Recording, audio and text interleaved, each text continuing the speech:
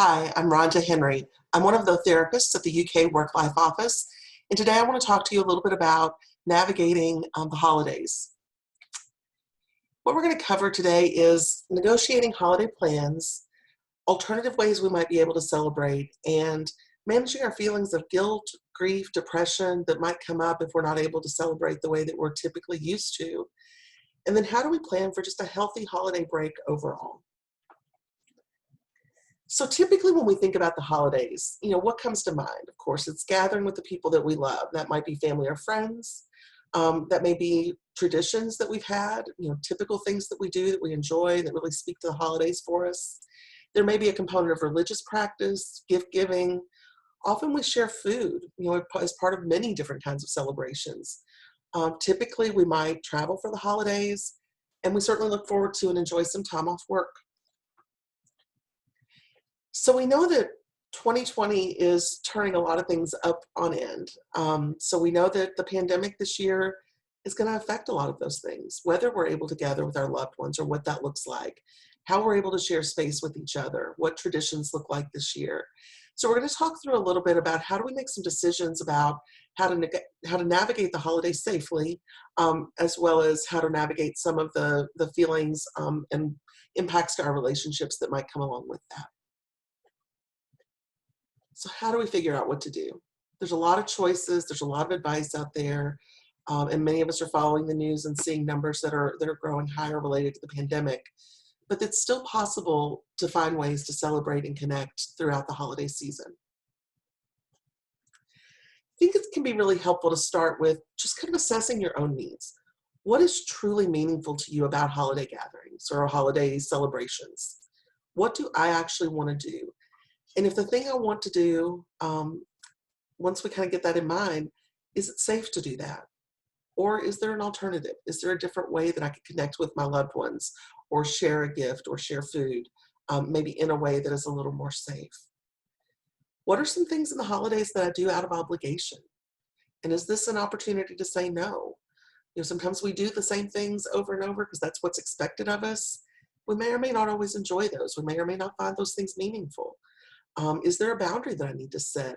How can I manage resistance? And that might be resistance from others, but it also might be your own resistance of feeling like, I don't want to change my holidays up this year. I want to do these things that are meaningful to me.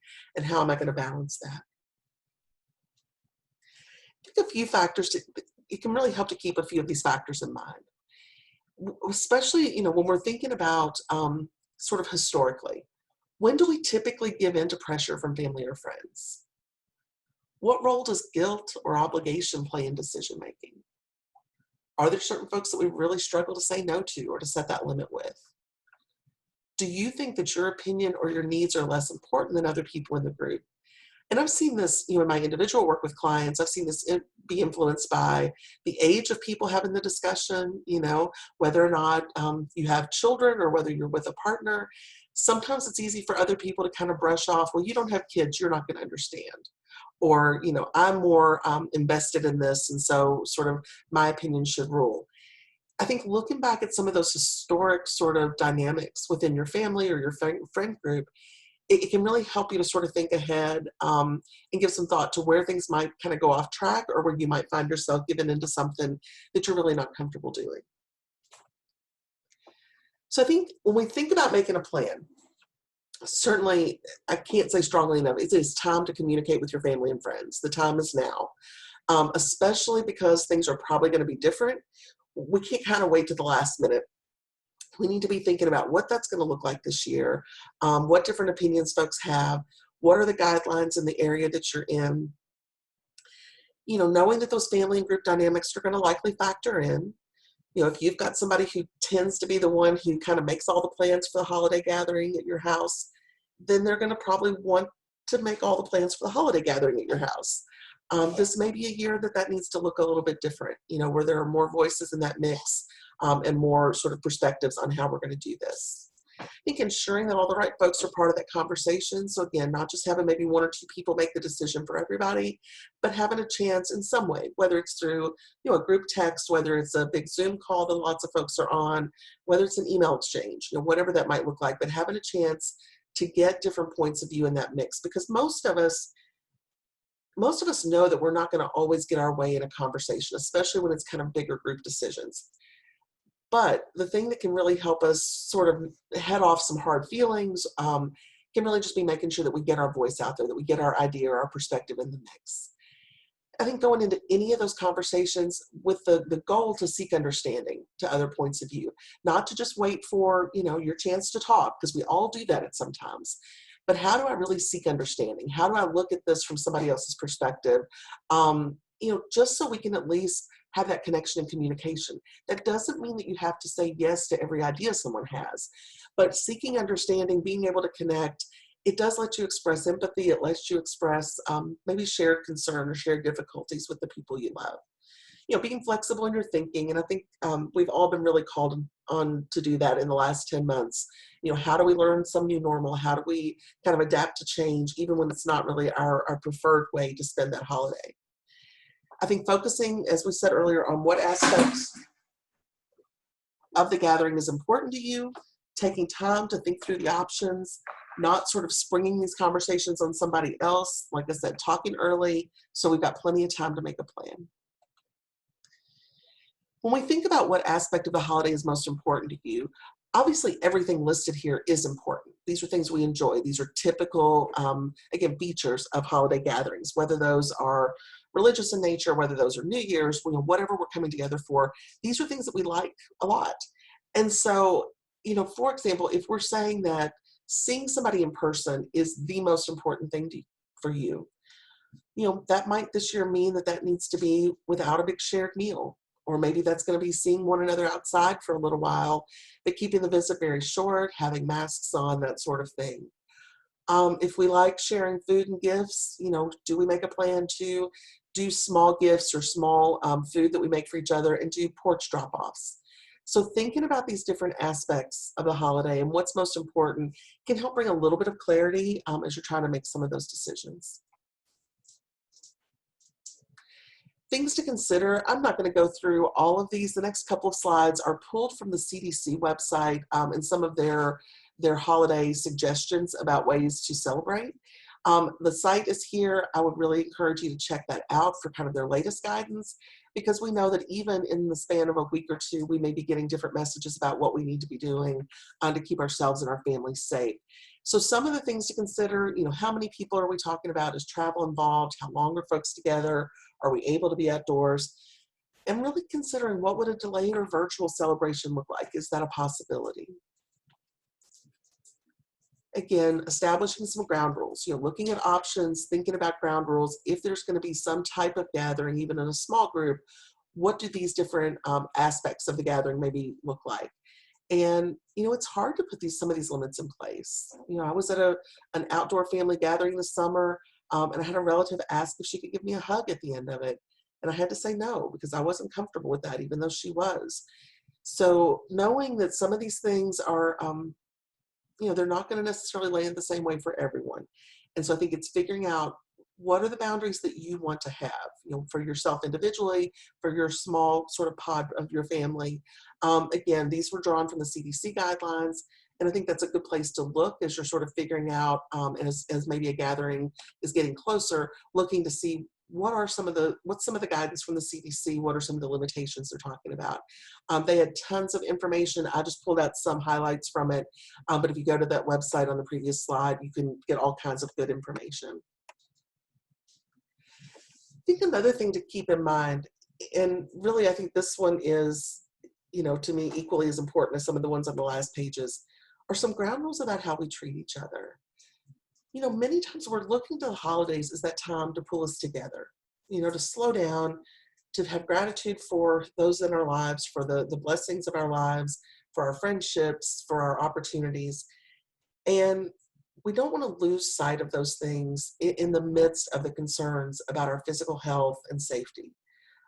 Making an explicit agreement, that we're not going to judge each other, or we're not going to have hard feelings if somebody doesn't attend or participate if it's a virtual gathering. Respecting that everybody is going to have to assess this for themselves. Knowing that some topics may need to be off limits this year. And that may be pretty typical in your family or your friend group. But we know that this has been a year of really high emotion. really polarized thinking and different points of view. Some things like politics, the pandemic, masks, the governor's orders, those kinds of things may need to just not be part of that conversation this year if we know they're going to spark a lot of conflict among the group. It also may be that we agree on these things and we sort of see these things the same way, but we just don't want those to take over our holiday gathering. So if we plan a virtual gathering with loved ones, we don't necessarily need to spend our time sitting around and talking about the virus and letting that overtake our time together. Focus in on the holidays, focus in on remembering past experiences, remembering loved ones who aren't with us anymore, telling funny stories, doing things to connect. We don't need to spend that time rehashing the pandemic and politics, because those will be there when our gathering is done as well. I think it's not only okay to acknowledge that this is difficult, but I think it's important to acknowledge it. To be able to say to each other, I feel really sad that I can't see you this holiday. My family's not having their holiday gathering for Thanksgiving. I'm sad about that. I think it's the right decision, but I can express that to my mother-in-law. That's whose house I would normally be at this year.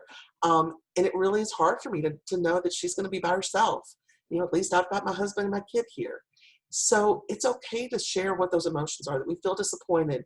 We just don't want to get stuck there. We don't want that to be the only thing we're thinking about, but it's okay to acknowledge that this is hard. I think it's helpful to think about some alternative ways to celebrate. I went through and did some research and tried to find some various sort of ideas, and some of these you've definitely heard of, and they're kind of getting thrown out on the news quite a bit. And then I thought there were a few kind of quirky or different things that I came across. So obviously virtual gatherings, whether that's using a platform like Skype or Zoom or FaceTime, but having some way where we can see each other, even if it's just through the screen. Smaller pod gatherings can be useful. So if there's, again, maybe a neighbor that you've bubbled with and your children play together, maybe this year your two families are the ones that sort of celebrate in some way together, or maybe you stay in just that smaller group of your immediate family in your household. Again, keeping track of the CDC guidelines and what you're comfortable with. I think I mentioned earlier the recipe dish sharing. So maybe it, again, is sending out a recipe or dropping off small dishes at the homes of people that you care about, just so, again, we get a little bit of that taste of normal. My hope this year is to sprinkle out some broccoli casserole and to be the broccoli casserole fairy on some folks' porches, because that's what I tend to take to things. And it's one of those things that will still make it feel like the holiday for me when I can share that with people I love. There's a site called White Elephant Online, and that's truly the name of it. And I think it's whiteelephantonline.com or .org. I came across this one. It's supposed to be up and running the week before Thanksgiving.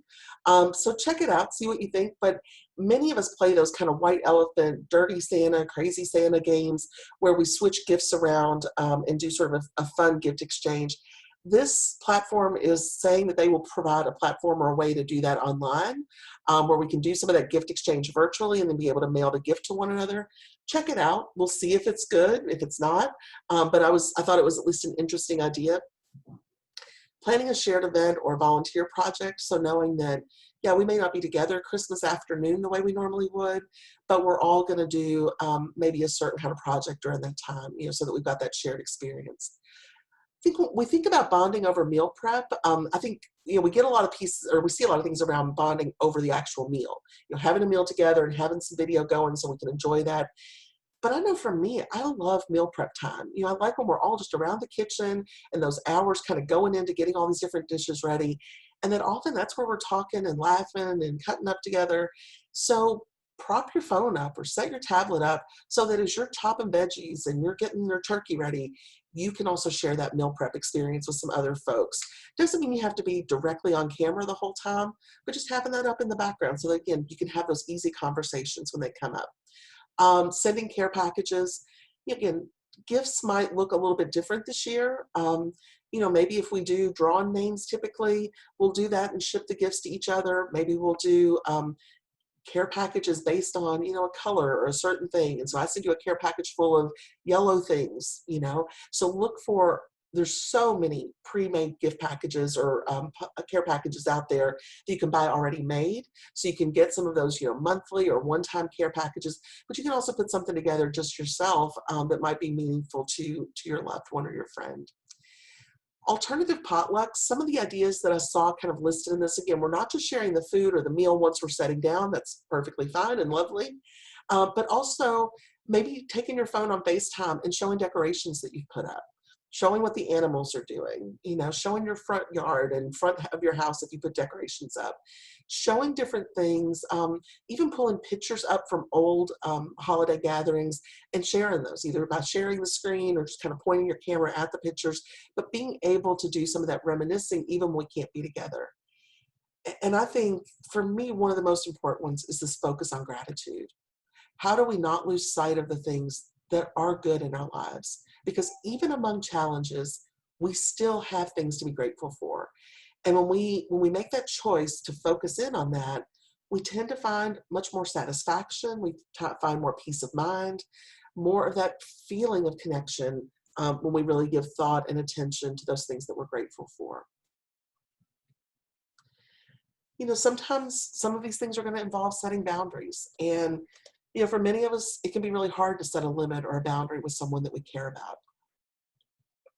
I think we often worry that it's going to be seen as negative or as uncaring or cold. Um, but I think if there's ever a time that we've got to pull, our skills out and try to work on boundaries, this may be it. So one thing that I find is that it's helpful to actually say these things out loud, and again, I'm just giving some examples here on the screen. You can certainly say it in a way that is genuine for you. But whatever you kind of come up with, saying some of the words out loud, it helps to rehearse.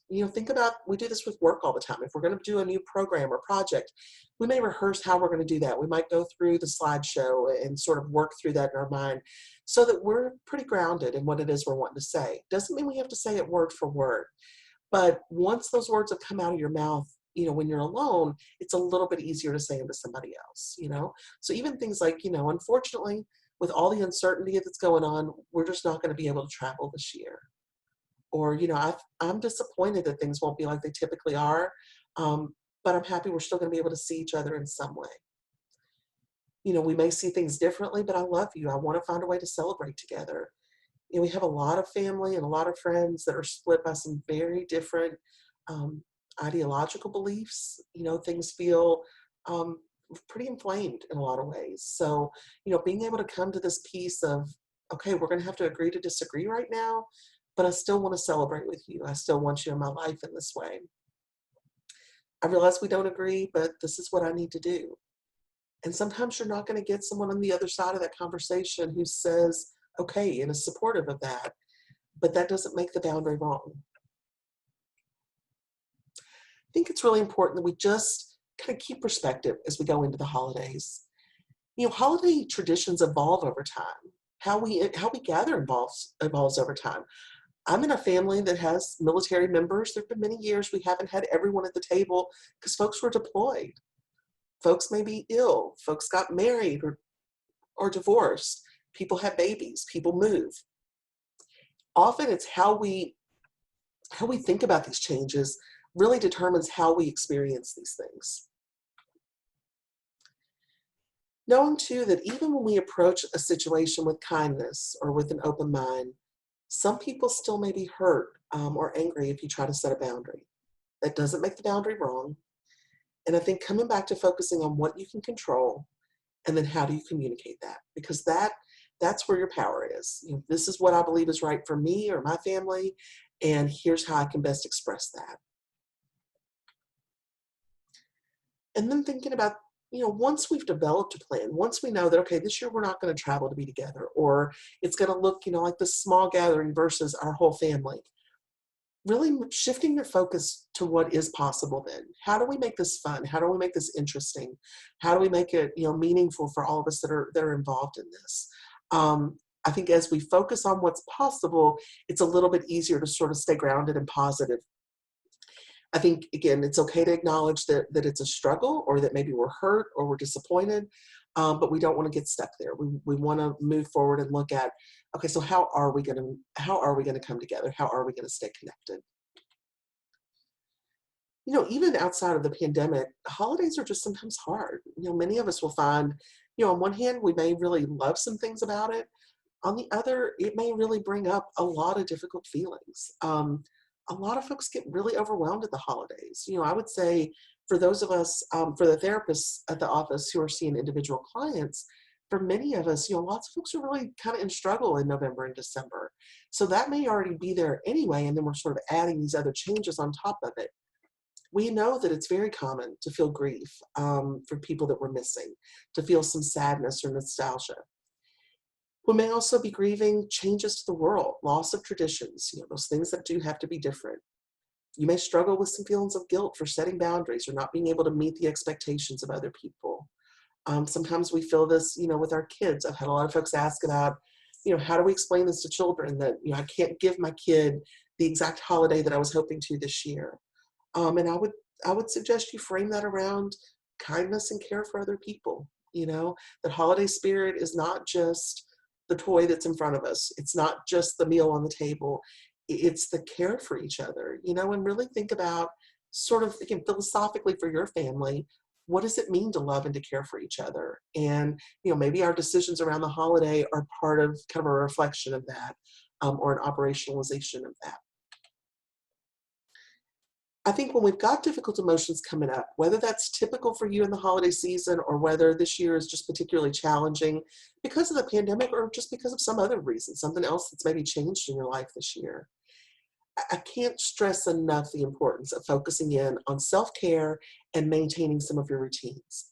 This is definitely a time to try to focus in on things like sleep, slowing down, getting some rest. We know lots and lots of folks are struggling with sleep difficulty right now. We're hearing that consistently in our counseling sessions. So even if your sleep isn't great, can I slow down? Can I do some things that feel restorative? Getting outdoor time when we can, as the days are shorter and we're getting some mixed weather, at this time of year, when we can get out, let's get some outdoor time. Certainly on days where it's sunny, getting that sort of bump from the vitamin D. But even when days are kind of cloudy or dreary, it still feels better to put on a jacket, get outdoors a little bit, go in your backyard, go for a walk, go out to exercise or take your pets out. It's finding ways to stay connected, you know. And I know myself, some weeks I just don't have a whole lot of energy for it. I miss my people, but I'm really tired of being in front of screens. And so sometimes my way of staying connected is I'm sending funny messages, I'm sending memes, things, we may be watching a TV show together and chatting about that, looking for ways to stay connected, even in times when you don't have a lot of energy to put toward that. It can also help to find, sort of a safe person to process your thoughts and feelings. And when I'm saying a safe person there, what I'm referring to is someone like me, one of the therapists who doesn't, we are a neutral voice in all of the things that may be going on in your world. It also might be a certain family member. I have one aunt who is very close to me in age, and that's kind of who I process family stuff with. And I'm not so sure how something's going to go or a limit I'm going to set because I know she'll keep my confidence and I know we sort of see things from a similar perspective. And she knows my people. She's able to help me get some perspective on that. When difficult emotions are coming up, using those creative outlets. And I talk about creativity in a really broad way. So it may be things like, doing some hands-on arts and crafts kinds of things, if you like that. It may also be things like, working with your plants or rearranging, redecorating your house, something where you get to have some creative outlet. Journaling can help during that time. Writing about some of your feelings or some of the places that you're getting stuck can help process that a little bit. Definitely practicing gratitude. Like I mentioned earlier, there are just numerous studies that show the benefit to our brain in practicing gratitude. The more we do that, the more easily it sort of comes to us. And a gratitude practice can be as simple as, every day talking about 3 things that you're grateful for. And not just stopping with, I'm grateful for my house and my partner and my child. Well, that's going to get real boring after 2 or 3 days because those are always going to be there in my grateful list. But maybe really drilling down, and it's not just I'm grateful for my son, but I'm grateful that my son made some banana bread and knew that I would like it and brought some by and dropped it off on my porch. So really specific things like that, because it helps us really cultivate and notice that gratitude just in everyday things that are going on. And then finding ways to honor people that we've lost. In my family, when we get together at the holidays, we've got a table that we have pictures on, we light some candles. There's certain things that we've just sort of built in over the years that we do to remember my grandparents, some cousins that we've lost, different folks. That may look different this year. So again, is there a way we can do that virtually? Is that a way that we can do that all at the same time? At noon on New Year's Day, are we as a family or a friend group going to give a few moments to think about the folks that maybe we've lost in the past years? Difficult emotions are normal. And again, there's a lot of pressure on a lot that a lot of us honestly put on ourselves, and that other people may put on us around the holidays, and that it should be this picture perfect experience, and giving ourselves some grace that that's just not the way it always works out for everybody. And so looking for some of these ways to manage those difficult emotions when they come up. And then planning a healthy holiday break. So for many of us at UK, we're getting off a pretty extended chunk of time around the holidays. And I realize that our friends in healthcare are going to have a different sort of pattern to that and what that looks like for them. But for this slide, I'm going to talk about folks who are getting that sort of big 2-week sort of chunk off. And I think, given some thought to what are your priorities over that break? Do you feel like you're just at a place where I'm stretched real thin and I need to rest and recharge and recoup so that I can head into the spring semester feeling a little more refreshed in some way? What does my self-care look like during that time? Maybe I don't want to have something where I'm packed all day, every day, but I just build in some downtime to read or to play with pets or to watch TV, but giving myself some grace to do those things that I can enjoy, that can let me sort of rebuild my strength a little bit, even if it looks pretty quiet. Seeking to balance productivity and refueling yourself. For some folks, they really look forward to projects. Over that time, maybe you're going to paint a room in your house or, clean out an old flower bed in the backyard, that sort of thing. So there might be those sort of things that you really look forward to and you feel good about checking that off. I think, just finding some balance. How are we productive in certain ways? How are we getting some things done? Because that brings a lot of satisfaction to us. It really helps us feel like we've used our time in some way to work on something that was a goal. But we don't want to be so busy that we come back after our days off and we're exhausted. So making sure that we've got that refueling time in there as well. Considering what norms may change, for me, like one of my just sort of personal things during that window of time is I tend, usually the last few years, I've went to Cincinnati to shop with my girlfriends on one of those days for the break. We're not going to do that this year. But is there something we can do in place of that? Can we do a virtual brunch, or can we do something else where we come together and have some fun and show each other, gifts that we got from folks over the holidays, that sort of thing? And are there alternatives for things you won't be able to enjoy? So think through, what are things I typically do during that time? And am I going to get to do them? Am I not? Do I need to find that alternative, or can I be okay with maybe skipping something just for 1 year? Sometimes even planning out that holiday break time. One thing that I noticed this summer, I took a week off at one point, and I was grateful to have the week off, but I stayed here at home and I was by myself, and I got kind of bored halfway through. And so I really need a little bit of structure, even though I went into it thinking, I'm not going to have any structure. I'm not going to do anything I don't want to do, and I'm just going to enjoy these days. But once I got a few days in, I kind of needed some structure. So if that's you, think about planning a few things out. Doesn't mean every hour of the day, but plugging in some of your self-care, plugging in some of those big things. If you're doing a Zoom with your family or that sort of thing, if you've got a project that you're working on, if you want to be sure that you get some outdoor time, think about what those priorities are, and then making sure that we got space for them. Time blocking, I think, lets us move stuff around. So that way too, that we can kind of flip flop if weather's bad, if that sort of thing comes up. But this way you're kind of keeping track of, okay, here's some stuff that's important to me that I want to get done during that window of time. All right, and these are my fellow therapists at the Office of Work Life. Just letting you know that we do have individual therapy services available for any UK staff or any UK employee, as well as sponsored dependents and retirees. We're using a telehealth format for the foreseeable future. All of our services are confidential. They do not go into personnel records or health records at the university. Nobody else gets access to your records or is aware that you're seeking services from us. In addition to therapy services, we have a lot of parent support services. Our elder care specialist, Terry Weber, is a treasure. Big Blue Family Care, we do educational programs. If you think something like this could be useful for your group or department, we're happy to set up something individually with you all to do that. There is all of our contact information at the bottom of the slide. So to make an appointment to learn more, you can go to our website, you can call our administrative assistant. If you go to YouTube, you can look up UK Work Life, and that'll show you different things that we've recorded, different programs like this, so that you can have them at a time that works for you. And then there's my individual email address. Feel free, if you have any additional questions or need information, to get in touch.